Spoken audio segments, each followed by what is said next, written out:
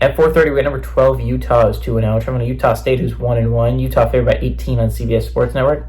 Cam Rising for the Utes has gone 18 of 29, thrown for 346 yards, 7 touchdowns, 0 interceptions. Micah Bernard has had 24 carries for 151 yards, and Dijon Stanley has had 4 catches for 155 yards and 2 touchdowns. Bryson Barnes for Utah State went 29 of 48, thrown for 301 yards, 2 touchdowns, 2 interceptions.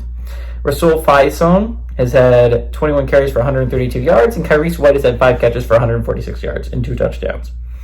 Utah is 79 and 30 all time against Utah State. The last 2 games have gone to Utah in 2013 and 2015, and Utah has won 4 of the 14 of the last 15 times these 2 teams have played. I think what's kind of okay. So Utah should win this one. Let's get this right off the bat. Utah has looked like last week. So there were 5 ranked Big 12 teams last week, right? You had Utah, Oklahoma State, Kansas, and Arizona. Kansas State and Oklahoma State both barely survived against their opponents in Tulane and in Arkansas in the early window.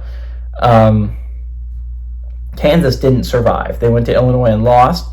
And Arizona played a weirdly close game with Northern Arizona. So the only team that I would say it was ranked from the Big 12 last week that actually showed what they were capable of and that showed they were a really good football team is Utah, right?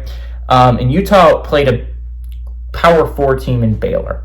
Now, to be fair, Oklahoma State played a Power 4 team, and Arkansas and Kansas arguably the best of all of the teams available to play in Illinois, and that's why they ended up losing. But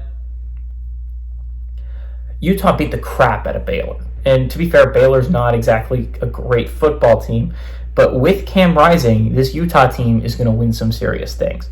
Now, the question is Cam Rising healthy? Because he didn't play in the second half of the Baylor game, and he had a hand injury. So I don't know if he's going to be healthy for this game. I don't think they need him.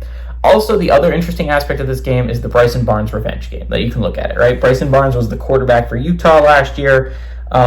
He was for part of the season. I don't know if you remember the Utah drama last year. It was at least a little bit interesting in my eyes, right? He was the quarterback at the beginning of the season. He was the guy.